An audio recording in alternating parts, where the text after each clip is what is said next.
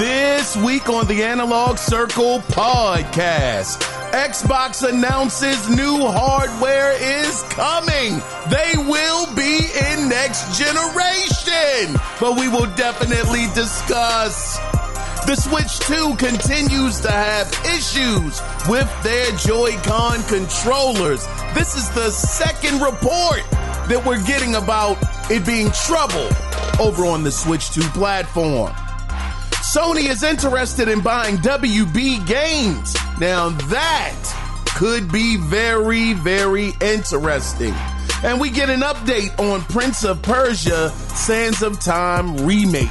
All of these stories can be found here and more in episode 262 of the Analog Circle podcast. I am your host, Kiaun Mitchell, and welcome to the show. Welcome. Come on in. Sit down and relax, because we're going to have a great conversation today. And if you're traveling, hopefully we can accompany you to your destination. Now, with that being said, if you do want to be a part of listener feedback, you can do it two different ways. You can either get in contact with the show by email, and the email address is simply theanalogcirclepodcast@gmail.com. Or if you want to call in and let your voice be heard, you can do that by calling in at 667-284-9057. Now, with that being said, let's go ahead, guys, and let's get into what we all come here for, and that is no doubt the gaming news that went down. Now, this is the first thing that I want to start with, because this is breaking news. And I got to shout out to the good brother Mike J for actually sending me this story. So this story is actually coming from Xbox Wire. Now, it has been announced earlier that Senua's Saga, H-Blade 2 was coming or is coming to PlayStation, but now we officially have a date. So it says, now this is what the article says. It says, comes Senua's Saga Hellblade 2 Enhanced, comes to Xbox Series X, S, Xbox on PC, Game Pass, Steam, and for the first time, PlayStation 5 on August 12th. That's right, August 12th, Senua's Saga will be released for the PlayStation 5. Now it says, this updated version includes graphical and gameplay additions, as well as an enhanced photo mode and developer commentary. Ooh, I do love the developer commentary. That's always great. It says it's going to be Steam Deck verified, all of that good stuff. And now this is the price. So it says a PlayStation 5 version will be released on the same day. Players can purchase the standard edition for $49.99, which includes the award-winning Senua's Saga Hellblade 2, complete with new features to enhance your gameplay experience. It says we are also offering a deluxe edition at $69.99, which, as well as the base game, includes Hellblade Senua's Sacrifice optimized for PlayStation 5. Goodness gracious, I love it. I love it. So if you were interested, be on the lookout for August 12th for Senua's Saga. Now, that is very interesting, too, because I'm thinking about that. That's the same month that Gears of War Reloaded comes out. And God dog it. Oh, man, so 2 Xbox games in 1 month. Oh, man, it's getting very, very interesting out here. Matter of fact, when does Gears of War Reloaded release? Because I know that's going to be $40. When does Gears of War Reloaded release? It's going to be August 20th. The free encyclopedia. Gears of War Reloaded will be released on August 26th, 2025 for PlayStation. Dog. August 26th. So you're talking about 2 Xbox exclusives at one point in time that are going to be on PlayStation in the same month. Goodness gracious. Yes. We're going to go ahead and move on. I'm not going to embellish in that one too much. But Mike J, shout out to you for sending me that, brother. I appreciate you, man.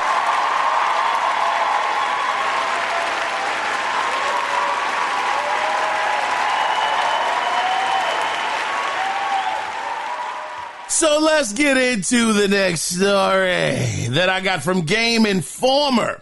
So let's get it started again with some more Prince of Persia Sands of Time news. So we did get an update on Twitter about the game from the official Prince of Persia account where it says, quote, "Yep, we're still deep in the game, exploring, building, and ensuring the sands move with purpose. This game is being crafted by a team that truly cares, and they're pouring their hearts and a lot of coffee into every step.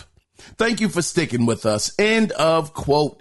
Now, just for context, this remake was announced. Now, it's been a long time. It was announced back in September of 2020. So it'll be 5 years that it's been in development. Well, at least 5 years soon that it will have been in development. So hopefully we get something soon, on this. But at least the game isn't canceled. At least they're still working on it. And that's the thing. Ubisoft, over the last, I would say, 10 to 12 years, they have been having real trouble with certain games, actually releasing. Like, you guys remember the pirate game? I can't remember the name of the title of it, but that game was in development for forever before it came out. The other game, with the main character whose name is Jade, Beyond Good and Evil, that has been in the works for a super long time. We haven't heard anything about that. No new gameplay, no new nothing on that game. And then you got now Prince of Persia going on 5 years, after its announcement of it being not released necessarily, but being worked on 5 years later almost, and the game still doesn't have a release date. So this has become a pattern over at Ubisoft that certain games, certain titles, we might not see for a very, very long time. We've heard the rumors about Splinter Cell, the remake of that actually being in development. Yet another year has come and gone, and there has been no game footage. There hasn't been any new pictures. There hasn't been even any official talk about the Splinter Cell remake. So Ubisoft is in a very, very difficult situation. We know that financially, they ain't doing so great. I'm not going to say they're not doing so great. They could be doing better than what they are right now. So maybe it's a money issue as to why some of these games just can't get over the finish line.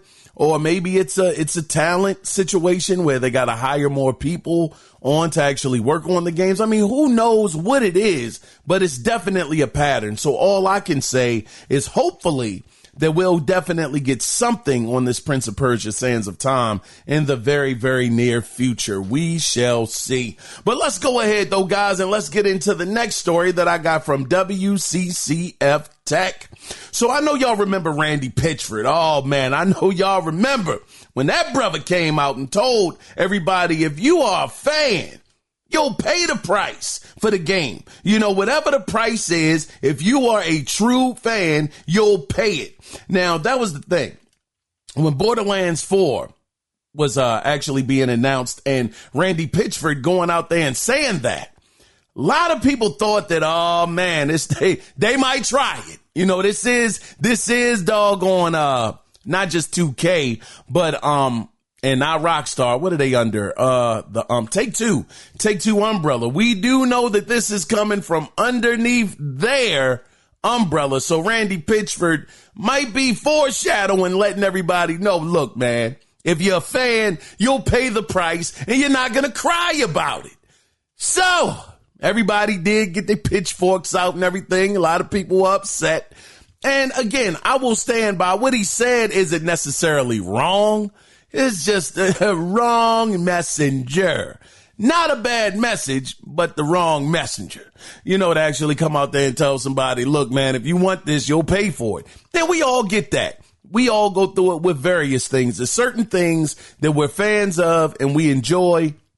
And no matter how much it costs, even if we grit our teeth, a lot of people will go out and buy that one thing that they like. I do think that sometimes we need to stand up a little bit more for ourselves, though, and say, look, we're not going to buy it. We're not going to pay that much money for this product. When you lower the price, okay, maybe you'll get my money then. But until then, nah, I'm not messing with it. Wish we would do that more, but it is what it is. Some people got it better than others when it comes to the finances. And I'm not mad, man. Let me borrow $5. You know what I mean? But getting back to this story, though, as far as this goes with Borderlands and Randy Pitchford, it looks like that the game is not going to be that rumored $80 or what we thought it was going to be. Instead, it's actually going to be $70. Now, they're going to have a couple of different editions for you to choose from. So if you want the standard edition, that's going to launch in the US on Xbox Series, PlayStation 5 and PC for $70. Now, if you want to bump it up to the deluxe edition, oh man, that's going, and now this is where it gets serious. That's going to run you about $100 for that. Now, if you want the super deluxe edition, that's going to be $130. And when I see these prices, I can't help but to think Grand Theft Auto 6 is not going to be far off. I think this is a bit of a blueprint that we can see. Okay. And we get it. Borderlands 4, huge game. That game is way bigger than I ever imagined it being. I didn't know that many people messed with this franchise. So this is a big franchise, so understand that from that, some people may have thought, well, I'll speak for me. I would have thought that, man, I done lost my doggone train of thought. God dog, what was I talking about? Yeah, foreshadowing. As far as possibly this being what Grand Theft Auto 6 does. Maybe they come out with the regular version for $70, and then, the online is really popping over there. They got a whole lot of online add-ons and things of that nature. So maybe the more expensive version will be up to $130, because I will say that when you get that super deluxe edition and even the deluxe edition, they do come with quite a few things. So what's going to be included in the package as far as the super deluxe edition? You're going to have you'll get 4 vault cards. You're going to get DLC packs, a bounty pack bundle, new missions, unique bosses, 4 new vehicles, etc. That's just a couple of things that are going to be in the package. Not to mention, multiple other things, that they mentioned that will be in that super deluxe edition. Along with some of these things will also be available in the deluxe edition as well, but I didn't differentiate between the two. But just know you're going to be getting a lot of good things, if you're a fan of Borderlands in that bigger package. So it could definitely be a situation where when Grand Theft Auto 6 does release, they're going to give you the same options. And I think that works. Keep it at $70. This thing is going to sell like hotcakes. Give people more of an incentive to pay more. Which they've been doing for forever now. Just everybody, third party, first party. This is just the normal thing that they do. NBA 2K, you get all of these different extras along with, the game being included in DLC. So it's not a new practice, but hopefully that's the same thing they'll do with Grand Theft Auto 6. The CEO over there, he did say over there at Take-Two, he did say that, look, man, we let the teams choose the prices that they want to charge for the games, which, look, I don't know if he's telling the truth. But if that is the case, even Mafia, we saw Mafia, the old country is going to be like $50 when it releases. And he said it was going to be that way because that's what the team wanted. They wanted to get the game in the hands of as many gamers as they could. So that $50 price point would definitely be the way to do that. But we'll see what happens with this. But yeah, Borderlands 4 is $70. Matter of fact, what is today's date? Today is the 25th or the 26th? Today is the 25th. I think we got the Resident Evil, the Capcom show coming up today. When does the Capcom showcase release? I know I said that wrong. Oh, that's tomorrow. Okay, it's tomorrow. Yeah, be on the lookout for that. Tomorrow, Thursday, June 26, 2025, they're going to be having the Capcom showcase. It's going to run about 40 minutes. They're going to feature Resident Evil Requiem. I always say that wrong. I know I said it wrong. Requiem. It's going to be Pragmata there, Street Fighter 6, and Monster Hunter Wild. So if you guys are interested in any of those games, tune in at 6 p.m. Eastern Standard Time to look at the Capcom showcase. Looks really interesting. I'm definitely looking forward to seeing Pragmata and Resident Evil Requiem.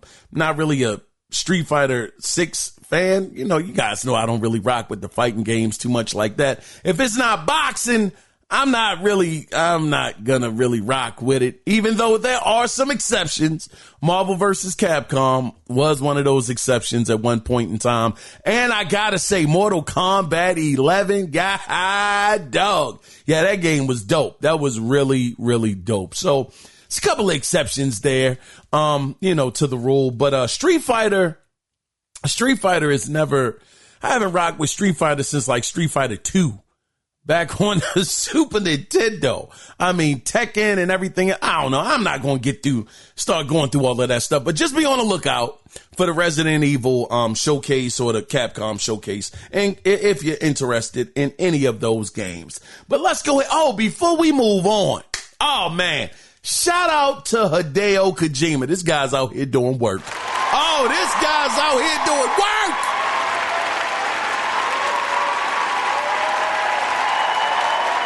I think he got one this time. I think he got one. Death Stranding 2. Man, let's check out that Metacritic. What is the Metacritic score for Death Stranding 2? Death Stranding 2 is sitting at a dog. Wait. This thing has gone up. That thing is sitting at a 90 on Metacritic. A dog on 90, and it's got 108 different reviews. And this game got a darn 90. Man, let's see what was the Metacritic? You know what? So that got a 90, right? What was the Metacritic score for Death Stranding? Daggone, wait. No, not Death Stranding 2. According to Metacritic, no. Death Stranding 2, as of this writing, is sitting at Metascore of 90. Making it one of the best reviewed games of the year, and is also sitting quite a bit higher than the first Death Stranding on Metacritic, which has an 82 Metascore. God, dog, that's what I was getting at. I wanted to compare the two. So these jokers scored 8 points higher. Oh, man. See, I was looking at this game on Digital Foundry, brothers and sisters, looking at the graphics. Oh, man, this game had me jumping. I said, what? This game looks amazing. Absolutely amazing. So this is awesome, man. I got to pick this up. Looking at the gameplay, looking at the gunplay, looking at those graphics. God, dog, that Decima engine is decimating, ain't it? That thing is going crazy on the PlayStation 5. And they said it's running at 60 frames per second. God dang. Golly.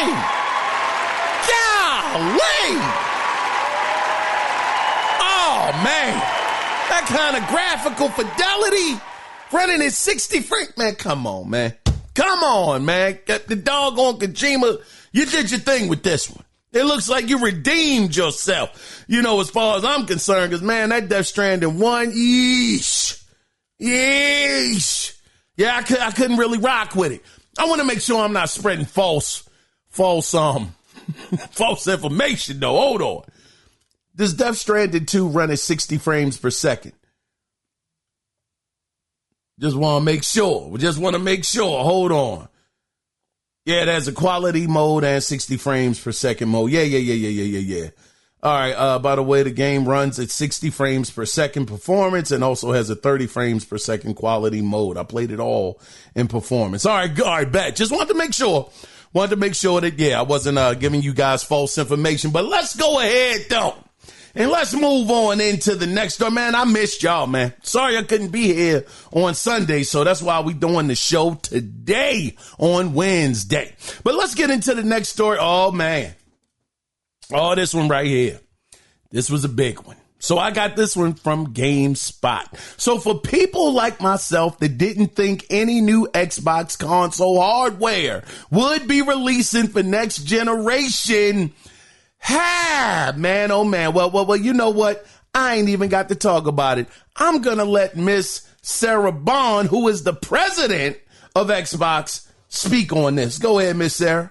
At Xbox, our vision is for you to play the games you want with the people you want, anywhere you want. That's why we're investing in our next generation hardware lineup across console, handheld, PC, cloud, and accessories. I am thrilled to share we've established a strategic multi-year partnership with AMD to co-engineer silicon across a portfolio of devices, including our next-generation Xbox consoles, in your living room and in your hands. Together with AMD, we are advancing the state of art in gaming silicon to deliver the next generation of graphics innovation to unlock a deeper level of visual quality and immersive gameplay and player experiences enhanced with the power of AI, all while maintaining compatibility with your existing library of Xbox games. This is all about building you a gaming platform that's always with you, so you can play the games you want across devices anywhere you want, delivering you an Xbox experience not locked to a single store or tied to one device. That's why we're working closely with the Windows team to ensure that Windows is the #1 platform for gaming. The next generation of Xbox is coming to life, and this is just the beginning. We can't wait to show you what's next. Goodness. Oh, man, I was so excited about this. Y'all know for me, it's always and forever gonna be about competition. I don't give a doggone about any of that other stuff. I need somebody out there pushing the other one forward. I need somebody out there being a threat to PlayStation, being a threat to Nintendo, being a threat to Xbox. Xbox, yeah, they hurting right now. Doggone Gears of War and Senua Saga's going to PlayStation in August. I know that doesn't sound good at all, but the thing is, and I have no idea about the strategy. This strategy is somewhere on Pluto right now. I don't get it, but I'm hoping, man, I'm hoping that somewhere down the line they figure this thing out. Now, am I going to get a next generation Xbox? Because I've heard some people saying that they're not going to be doing hardware. It's going to be more so PC based. And it's going to, pretty much evolve around Windows, and it's not going to be a real console. Sarah Bond said it's a console. Y'all heard her.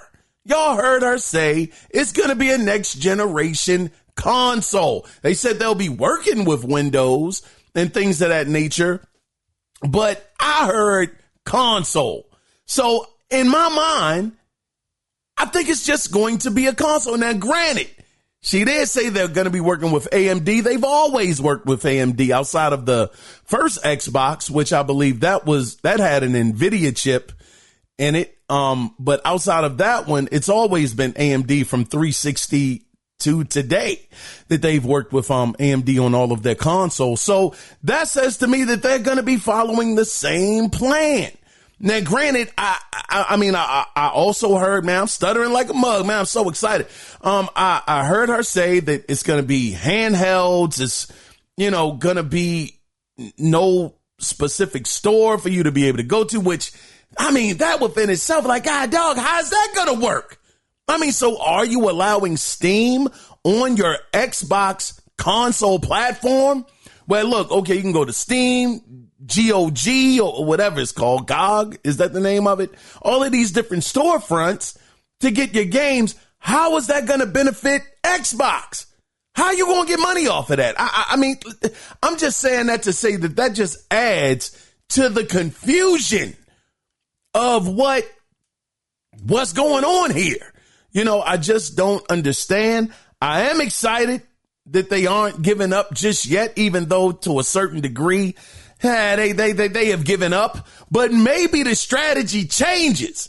Man, I'm bold, y'all. I'm up here lying to myself. I feel like I'm lying to my doggone self. Move this man. I feel like I'm setting myself up for a big letdown. So I'm sitting here and man, you know what I say all the time. When it's something that you really want to be true, you will block out all of the things that tell you, man, this ain't happening. This is not what you think it is. It's actually this and not that. And that's what's going on in my mind. I had to catch myself. Granted, who knows how this is going to go? I mean, we will see when the hardware releases. I mean, she talked about something that was dope. She said, quote, it's gonna allow for a, quote, deeper level of visual quality, end of quote, with, quote, immersive gameplay and, quote, enhanced, end of quote, with the power of AI. So I don't know, man, what's gonna happen with this. It's a very, very interesting time with Xbox. Who knows what direction they're going in? They seem to be giving away all of their games to everybody else. You know, but we shall see. Do you guys believe that this is going to be a traditional console? Or do you think it's going to be more so geared to the PC side? Or do you think they're going to make it a situation where they, what do they call it? OEMs or something like that, where some third party manufacturer actually is manufacturing the device for them? Do you think that's going to be the case? Because we have heard that multiple times. And it seems like that's not a far-fetched idea because we see what's going on with the ROG Ally. They actually have them, the ROG or GR, what is it? The ROG, handheld, actually being developed by a third party, developer. It's not being made in-house at Xbox. So this is all scrambled right now. I know a lot of people have their feelings. They think that it's going to be one thing. I'm thinking that it's going to be somewhere in the middle.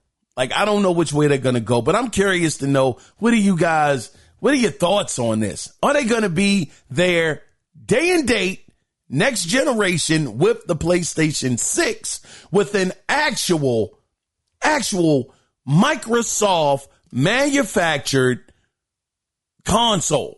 A next generation console made by Xbox or Microsoft, because I can tell you this. Now, I will say that if they are going to have some third party manufacturers actually making these Xboxes, I'm out.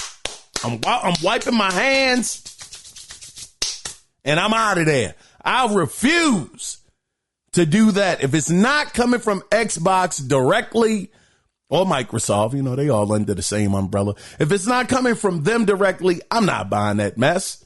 I'm going to just get on the PlayStation 6 and I'm going to enjoy the Xbox games when they come over to my platform. That's all it's going to be. But if you give me a reason, Xbox, if you give me a reason to go out there and buy your console, then I would do it. Y'all got Gears of War Reloaded and Senua's Saga coming out on the PS5 in the same doggone month.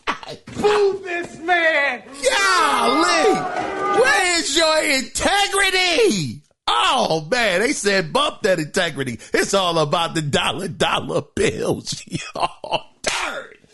Anyway, let's go ahead, guys, and let's get into the next story. I really want to know if y'all think this is going to be a real console or not. Please chime in. But let's get into the next story that I got from Bam Smack Pow. That's the name of this website. Bam Smack Pow, like the back in the day Batman show, and they used to hit him and you see the pow symbol come up all like craziness. Let's get into it though. So, two things. If you like me, You've been wondering, when is Wolverine going to release on PS5 as well as the Heretic Prophet? I mean, look, we know that's a little ways away. Been hearing some good things about that game though. But anyway, we'll get to that another day. But even though these aren't big updates, we did get a small morsel of news at the PlayStation's business segment when it was revealed that both titles, that being Wolverine and the Heretic Prophet, both titles won't arrive this fiscal year, which lasts until March 2026. Instead, it was said Ghost of Yotei and Death Stranding 2 will be, as it were, holding us over first and second party wise. And of course, that's not including the tons of third party support coming this year that will be on the platform. So for anybody that was holding on to hope, that Wolverine, I don't think any of us were crazy enough to think that the Heretic Prophet would be coming out anytime soon. You know, I think at the earliest we see that game actually release is probably around like 2027, somewhere around there. But some people were hoping that Wolverine was going to make a splash, you know, within that fiscal year. Unfortunately, March 2026, it will not be released by that date. So hopefully that means that maybe we see something on it in April of 2026 after the fiscal year is over, maybe May, June, somewhere around there. And we do know that PlayStation does have a show coming up next month where they're going to be talking about Ghost of Yotei. Sure, that's going to be the big game for that event. And they're going to probably channel everything into that for the most part. That's probably going to get the most time, the biggest time slot. But that doesn't mean that they couldn't show off something on Wolverine, or bare minimum, give us a release date, maybe a screenshot, maybe a quick talk with some of the developers for like 4 or 5 minutes, you know, and let us know how the progress is coming along. But I mean, we will see. But yeah, so that's what it is. It's not going to happen 2026. I mean, by March of 2026, the Heretic Prophet and Wolverine will not be released. Now, as far as the Heretic Prophet goes, that game, I've heard certain things about it, RPG elements, things of that nature. We'll get into that another day. But anyway, let's go ahead though, guys, and let's get into the next story. I'm really hoping to see something on this Wolverine real soon. Hopefully we'll get something. But let's get into the next story that I got from Polygon. Now, this is in quick news. Oh man, yeah. This was wild. Now, Bungie's own Marathon has been delayed. God dog, these jokers said, you know how you hear about a delay, you know, sometimes with a game. They said this game has been delayed indefinitely. What you talking about, Willis? These jokers said, we don't know when this game is coming out. I mean, it might come out in 2029. It might not come out ever. They didn't say that. I'm putting my own spice on it. These jokers didn't say anything like that. But who knows if this game will even end up coming out. This game might get concorded, doggone it. It might not ever see the light of day, even though Concord did last for what, 2 weeks? Then they told that joke, all right, man, we got to get you up out of here. You got to go.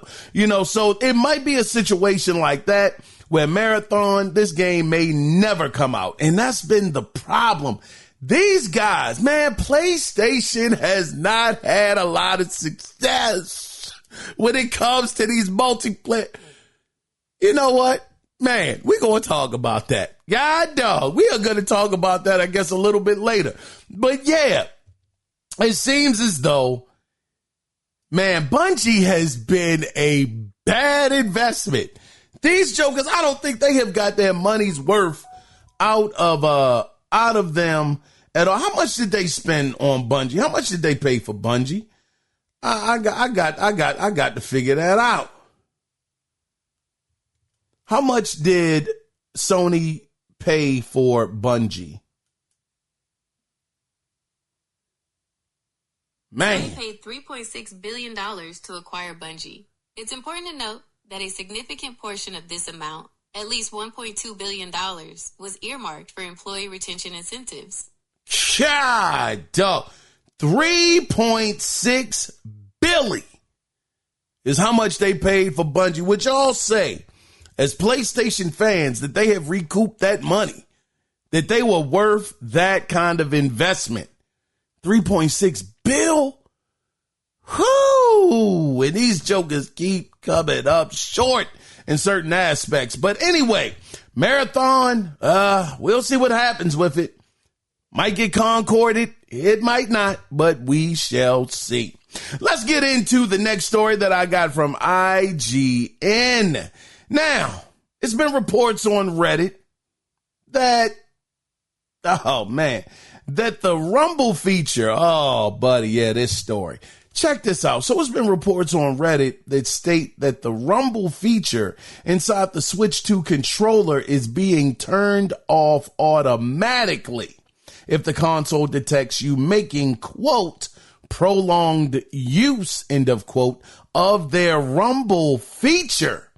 With one Switch user saying, and I quote, I was getting this message originally after about an hour and a half of handheld play. Now it shows within the first 20 minutes. Anyone else having this issue? End of quote. Now I don't want to do any fake outrage because, for one, I don't even have a Switch 2. And for the second reason, maybe it's to limit the battery from draining faster, within the controller. But man, that joker did say that thing came up within 20 minutes of him playing the Switch 2. So that seems very, very extreme. So hopefully Nintendo will come out about this, and also hopefully they'll come out about the stick drift issue that's also happening on the Switch 2. So now you got an added situation going on with the Rumble feature. You mean to tell me that Nintendo, Nintendo, you mean to tell me you're trying to, again, this is early days. The Switch 2 is just a couple of weeks old. So it's going to be these kind of situations for early adopters. We all know this. They're going to figure out the kinks and things of that nature. I'm not trying to make light of the situation or make it like it's not a situation, but at the same time, I don't want to be overly critical, of a console that just released, even though, $450 to $500 though. Still, that's a lot of money, but we all know how this goes though. Early adopters always get the growing pains of any new console that comes out. We all know this. So again, from that perspective, I'm not trying to blow this thing up like, oh man, this is the worst thing ever. This is horrible. But I will say it is a bit concerning that after 20 minutes, the Rumble feature inside the controller cuts off because it's saying you're using it too much. It's too much quote, prolonged use, end of quote, of the controller being used. I don't understand that. So maybe this is a glitch. I don't know. Again, Nintendo has not come out to answer any of these questions. We know that according to Nintendo themselves, they're not trying to have any class action lawsuits or anything of that nature, so much so that you got to agree in the terms of service that you won't do such a thing. So, you got to deal with them one-on-one, a mediator and all of that stuff. Man, bull crap. So we'll see what happens. Nintendo knows that they got the upper hand. It's not going to be any class action lawsuits, anything of that nature. If you want to use their consoles and, things like that. Plus, man, this is Nintendo who is out there. These jokers are savages. They out there bricking people's consoles if you don't follow the rules. Oh, man. Imagine spending $450 to $500. Go out there, go outside of the parameters on your Switch 2, and Nintendo tells you, man, we are shutting your joint down. You ain't got nothing coming. You spent $500 for nothing.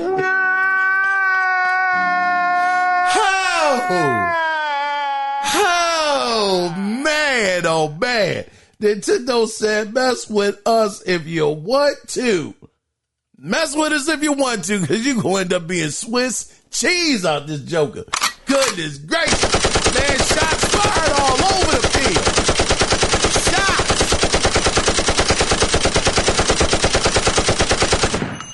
Jokers is overkill out here. Nintendo gives no cares, and people gonna continue to support them. Goodness gracious. Are any of y'all running past this Rumble problem? No, I'm curious to know. But let's go ahead and let's get into the next story that I got from Gamatsu. So, if you have had your eyes on Bloober Team's next release, ooh, and I have Chronos. Oh, check that out. Chronos looks real, real good. But if you've had your eye on this, Chronos, the New Dawn, and you're a physical game collector like myself, because, man, I do love my physicals. I absolutely love them. I got to have them. But if you're a person like myself and you're into the physicals, then you'll be happy to know that a physical game, not physical game, but the game Chronos, the New Dawn, will be getting a physical release for the PlayStation 5. But this is the thing. Now, why am I laughing? Because I'm stalling for time right now. That's why I'm laughing. But they're saying they're going to have it on PlayStation 5 physically. But it has been no word as of now of anything being announced for Xbox as far as the physical version of the game goes. Now, that's as of, June 24th. Yeah, when I was writing this down. So likely it will probably be a digital release only on, the Xbox platform. But at least on PlayStation, they're making sure that they're going to release a physical, copy of the game. And that's the thing. They just seem to continue to do the things that I want to see done. I'm talking about PlayStation, that is. We know that Xbox, they have, to a certain degree, they have moved away from the physical versions of games. That's not really in their wheelhouse. We've seen some of their own first party games like Indiana Jones. I don't think they got a physical release on their platform. So it's always something going on where it seems like that they are just not giving you the physical releases. Matter of fact, I gotta tell you, me and Lawrence Jones, oh man, shout out to Lawrence Jones, man.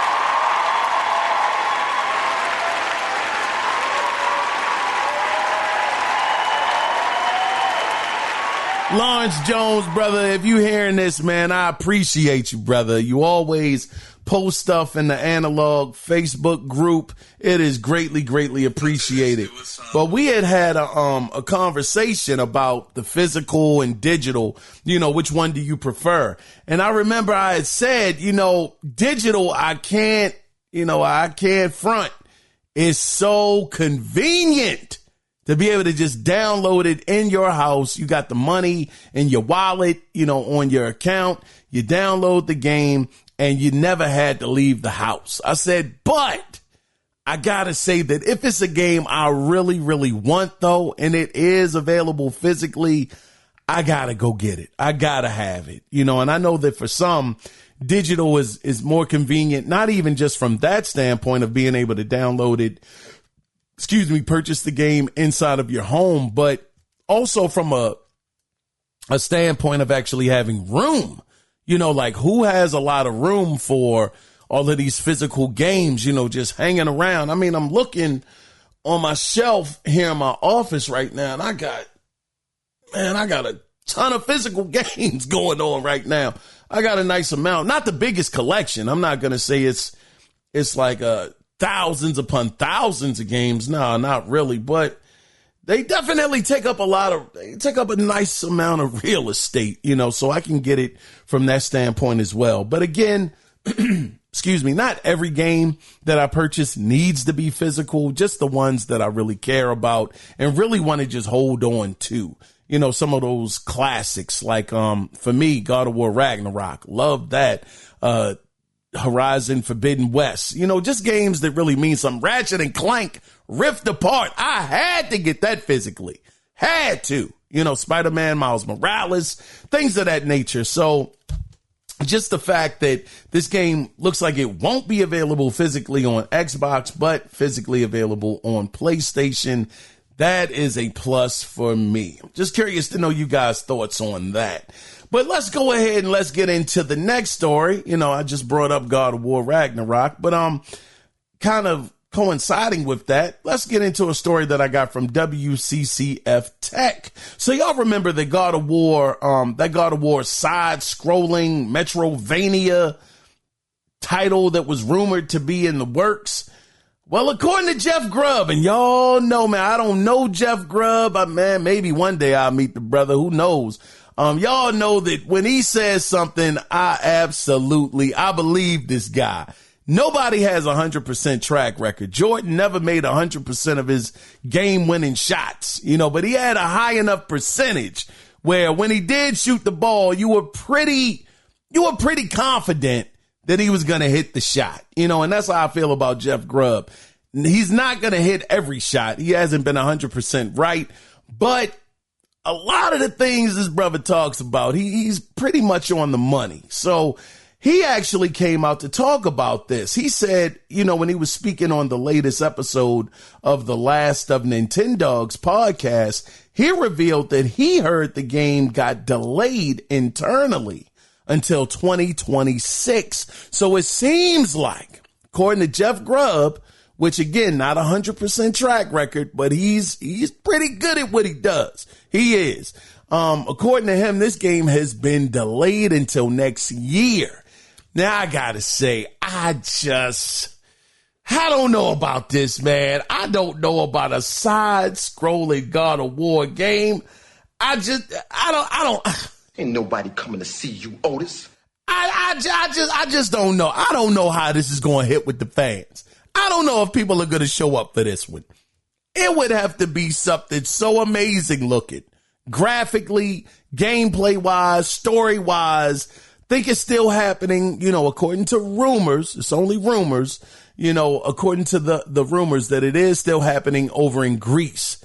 So it would have to be something amazing, for me to really take heed to it. I mean, this is something Sony Santa Monica would have to be working on. If anybody outside of Sony Santa Monica is working on this one, that's going to be two strikes. One, because it's a side scroller, and two, is not Sony Santa Monica working on it. So, I mean, my confidence level will be completely in the toilet, if those two things out of the three, are true. And the third one being that this game actually does exist. We'll see. But I'm curious to know, man, is this something you would give a chance? Because even looking at Prince of Persia, the side scroller, I actually played the demo of it, and it wasn't a bad game. It wasn't bad at all. It was actually okay. But side scrollers are just really, man, I left that in the 90s, brother. Streets of Rage and Final Fight and DJ Boy, back in the day. Man, I'm not doing that. I don't think so, man. Double Dragon. This ain't it for me, man. But we'll see. We'll see if it does end up being delayed until 2026. Maybe we get something on this, sometime next year, or maybe at the Game Awards. Maybe they show this off. We'll see. But until then, take all of this, with the mustard seed of truth. Let's go ahead and let's get into the next story that I got from Insider Gaming. So according to SES Scoops, Sony, and this is a big one. Ooh, could you imagine? Now, Sony is interested in buying. So you know what? So before we officially get started, let's say this is rumors. Look at all these rumors surrounding me every day. So according to SES Scoops, Sony is interested in buying WB. Now, quote, this is what was said. Sources said Sony was only interested acquiring WBD's streaming studio and gaming assets if they were separated from its cable networks, which have lost millions of homes as viewers abandon traditional cable packages. End of quote, says the report. So on June 9th, Warner Brothers Discovery announced that it was splitting its company into two separate entities, WBD Streaming and Studios and WBD Global Networks. Now, the split is scheduled to be completed by mid-2026, which would see the company's linear assets, such as TNT Sports, CNN, and Discovery, under the Global Network's wing, and Streaming and Studios include HBO Max, games, production, studios, and more. But recently, on June 17th, news came out that WB Games was restructuring to create new divisions based on their key gaming franchises that include Mortal Kombat, Game of Thrones, and the DC universe, as well as Harry Potter. So it seems like, look, that pretty much Sony seems like they're on that same type of time that they were on for From Software. Look, we don't want all of your assets. You know, we just want these gaming assets and some of the streaming, but we want to make sure that they're not connected to any cable networks or anything like that. We want that separated. We basically just want the assets that we want, the gaming assets, excuse me, the streaming and the studio. So we'll see what happens with this. I mean, the thing is with this deal, and pardon me for probably not being as clear as I should have been with this story, but basically, it just comes down to whether or not they'll be able to make a decision or come out with an agreement. Because when you look at WB, I mean, like I said, you know, Mortal Kombat is under there, Harry Potter, the DC universe is under there, Game of Thrones. They got some really big franchises under there, especially Batman. Could you imagine a Batman game underneath Sony, underneath PlayStation's banner? What that kind of game would do? Good gosh. And this is coming from a person who enjoyed Arkham Knight. I thought Arkham Knight was so dope. One of the best stories, man. That game rivals Spider-Man to me like no tomorrow. That's still a great game. So I'm just imagining them actually working with Rocksteady. And that's the thing. So when it talks about the studios, I'm taking it that they're trying to get like Rocksteady, NetherRealm, you know, those guys included in the deal, because it doesn't make that wouldn't make sense to leave those two big studios out, as well as the Harry Potter developer, which I can't think of their name. What is their name? We'll figure that out real quick. Hold on, here we go. Who was the developer behind Harry Potter? Man, this could go on. Oh, darn. No, you're talking about J.K. Rowling. No, not her. Well, y'all know who I'm talking about. Whoever the developer was, they were new and they did such a great job on the game. So I'm taking it that they will want all of them, as well as, you know, the different gaming franchises included in that deal. So only time will tell if this actually comes true. I'm definitely looking forward to seeing what happens with it, because this could be huge. You know, I'm very interested to see, you know, what happens in the wash. And yeah, this could be really, really, really good. We'll just have to wait and see though. But anyway, let me see. Oh, wait a minute. We might have some, it's not like super breaking news, but looks like this is something I didn't write down, but so it looks like PlayStation has announced their games for July. Their what is this? Their PS Plus games. So it looks like it's going to be Blizzard's Diablo 4, SNK's King of Fighters 15, and Don't Nod's Jusant are all available to PlayStation Plus members from July 1st to August 4th. It's worth noting the PlayStation Plus launch of King of Fighters 15 includes the classic Leona DLC costume, which lets you change Leona's costume to her King of Fighters 96 look. Okay, so I've never heard of Jusant. I have no idea what that is. So yeah, not bad though. Diablo 4 is in there, King of Fighters 15 and Jusant. So yeah, if anybody that has PlayStation Plus, those are going to be your games for July, starting on July 1st. Interesting. But let's go ahead though, guys. And yeah, let me know your thoughts on if you think they'll pick up WB and what would you be excited about as far as that deal goes. You know, me, I'm just excited about Batman. And plus, think about this, Mortal Kombat. That would be a huge benefit to them, especially, you know, PlayStation, that is, because they do run the biggest fighting game tournament in the industry. So yeah, that would be great for them to get that as well. So, I mean, again, we don't know if it's going to happen. Only time will tell. But let's get into our final story for this week. And I wanted to go over these rumored specs. Yes, indeed. It's more rumors. Look at all these rumors surrounding me every day. So these rumors now are the rumored specs of the PlayStation 6. And I want to get you guys' opinion on this. Now, the sources, you know, for these rumors are coming from both www.analyticsinsight.net and extremetech.com. So let me pull them up real quick. And I'm going to get them read off to you because it was way too much to write. So what are the rumored specs for the PlayStation 6?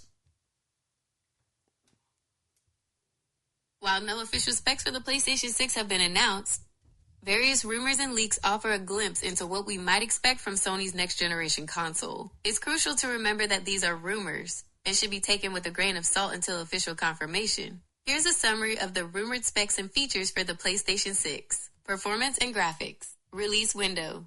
Speculated between 2026 to 2028, following Sony's typical 6 to 7 year console cycle. CPU. Likely a custom AMD Zen 6 processor, potentially with 8 to 12 cores and stacked 3D cache, built on a 2 nanometers or 3 nanometers process. This would offer significant IPC, instructions per cycle, improvements over the PS5 Zen 2 base CPU. GPU, expected to continue Sony's partnership with AMD, featuring their new UDNA architecture, beyond RDNA 4. Rumors suggest they could offer around 18 teraflops of power. 18! Rasterized performance similar to an NVIDIA RTX 5080. Significantly enhanced ray tracing and AI performance, potentially double that of RDNA 4. Ray tracing. Greatly improved ray tracing capabilities, nearing the performance of current-gen high-end PC GPUs. Resolution and frame rate. Expected to support 4K resolution at 120 FPS consistently, with potential for 8K support for certain content. AI and machine learning. A greater role for AI and machine learning, possibly through Sony's Project Amethyst collaboration with AMD, expanding on upscaling technologies like PSSR, introduced in PS5 Pro. This could lead to more realistic graphics, smoother gameplay, and dynamic game worlds. Memory and storage. RAM. Likely 24 gigabytes to 32 gigabytes of GDDR7 RAM with a 256-bit bus and 1 terabyte per second bandwidth. Storage. A jump to a 2 terabytes or even larger PCIe 5.0 NVMe SSD, aiming for near zero load times. AI. Optimized data handling could dynamically allocate space and manage game assets. Other features and design. Backward compatibility. Expected to be robust, possibly supporting PS4, PS5, and future titles. User interface. A refreshed and updated user interface is anticipated. VR integration. Deeper integration with virtual reality, potentially including wireless VR headsets, enhanced haptic feedback, and improved motion tracking. Connectivity. Likely to support HDMI 2.2, Wi-Fi 7, and USB 4. Design. Rumors suggest a focus on a smaller, more customizable form factor, potentially with features like wireless charging for accessories, controllers, headphones. Some speculate about a modular design, allowing for component upgrades. Cloud gaming, expanded PlayStation Now support, and enhanced cloud streaming features are expected. Dedicated handheld. One of the most talked about rumors is a dedicated PS6 handheld device featuring a custom 15W Society on a 3nm. I don't even know what that means. Offering power above the Xbox Series S, but below the PS5. Designed for portable gaming tied to the PS6 architecture. Pricing is expected to rise significantly, with some analysts suggesting a potential launch price point around $1,000. Oh, all right. You have said enough, ma'am. You have said $1,000. $1,000. Woo! Oh, man. Oh, man. Again, I mean, look, this is all speculation and rumors.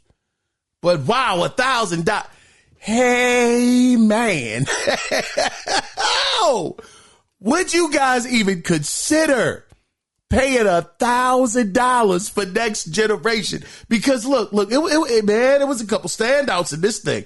And again, it's all rumors. Again, the sources of the information are coming from analyticsinsight.net and extremetech.com if you want to cross-reference these different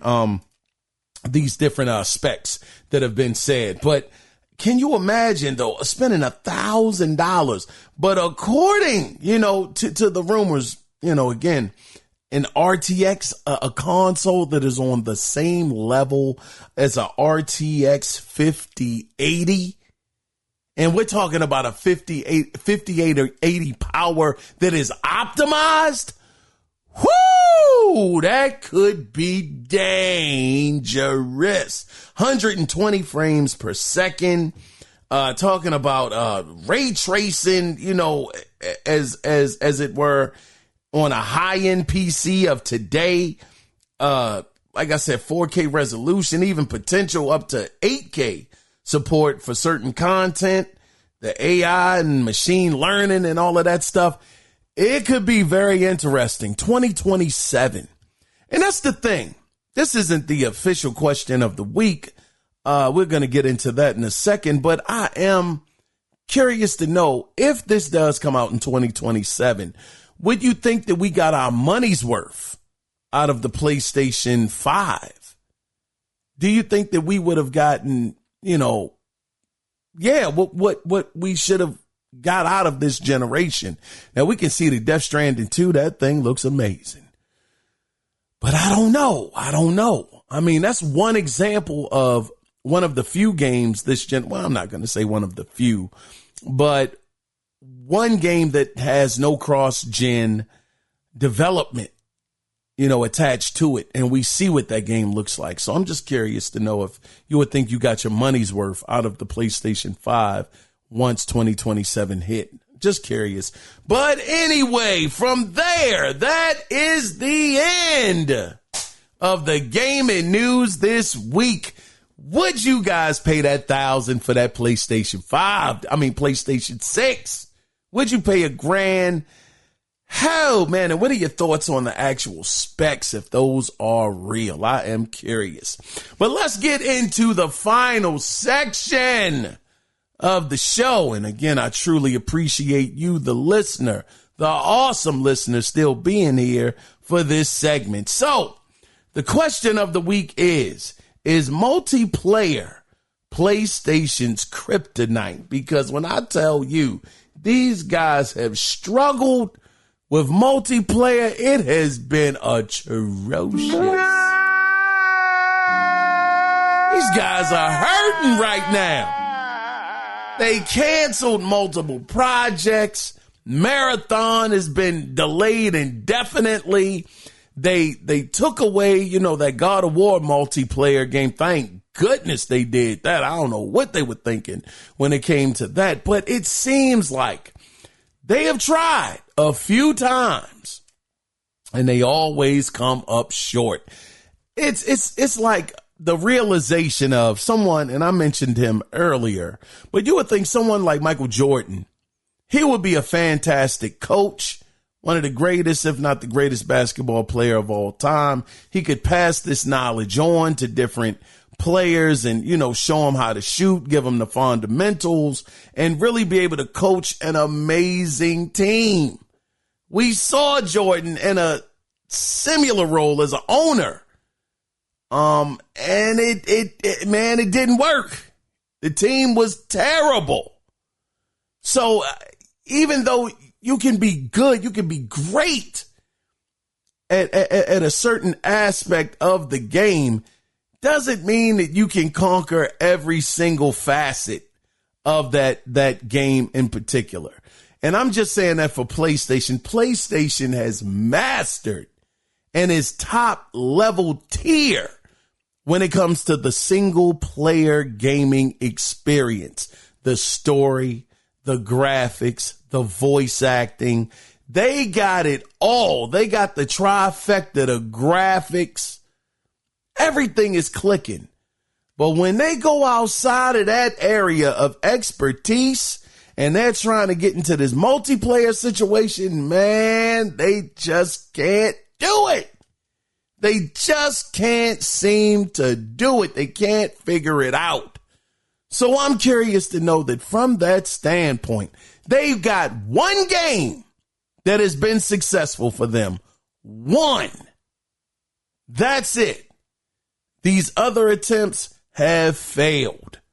So I'm curious to know your thoughts. Again, is multiplayer PlayStation's kryptonite? I would love to hear from you. If you want to be a part of the conversation, you can do it two different ways. You can either email the show, and the email address is theanalogcirclepodcast@gmail.com. Or if you don't want to email and you want to let your voice be heard, you can call in at 667-284-9057.